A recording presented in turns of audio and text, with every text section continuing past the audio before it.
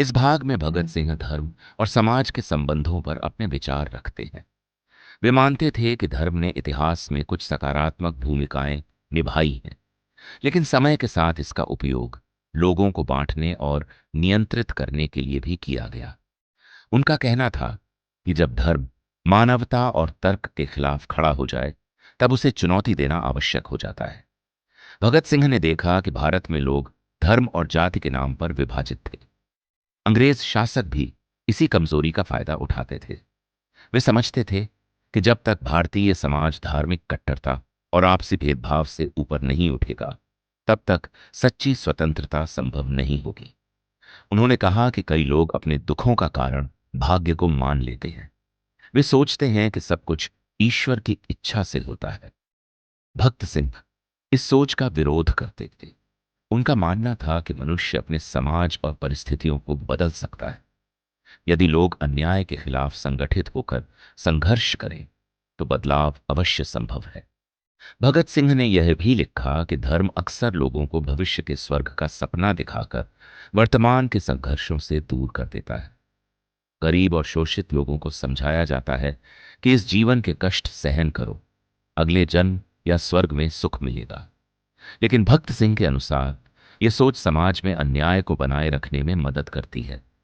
उनका विश्वास था कि मनुष्य को अपने वर्तमान जीवन को बेहतर बनाने के लिए संघर्ष करना चाहिए।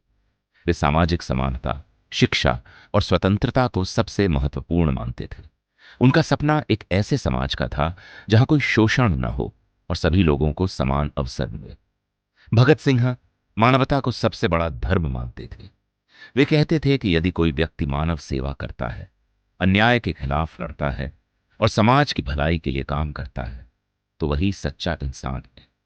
केवल पूजा पाठ करने से समाज नहीं बदलता। बदलाव के लिए कर्म और संघर्ष आवश्यक है। उन्होंने अपने क्रांतिकारी साथियों का भी उल्लेख किया, जो कठिन परिस्थितियों में भी साहस के साथ संघर्ष कर रहे थे। इन लोगों ने अपने जीवन का बलिदान देश और समाज के लिए दिया। भक्त सिंह के अनुसार यह बलिदान किसी स्वर्ग की प्राप्ति के लिए नहीं था, बल्कि मानवता और स्वतंत्रता के लिए था।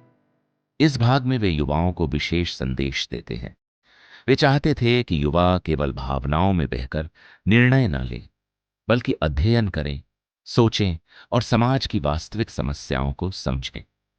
उनका मानना था कि शिक्षित और जागरूक युवा ही देश का भविष्य बदल सकते हैं। इस भाग का मुख्य संदेश ये है कि मनुष्य को अपने भाग्य का निर्माता स्वयं बनना चाहिए।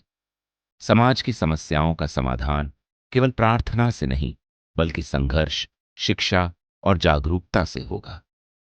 भगत सिंह का दृष्टिकोण पूरी तरह मानवतावादी और वैज्ञानिक था।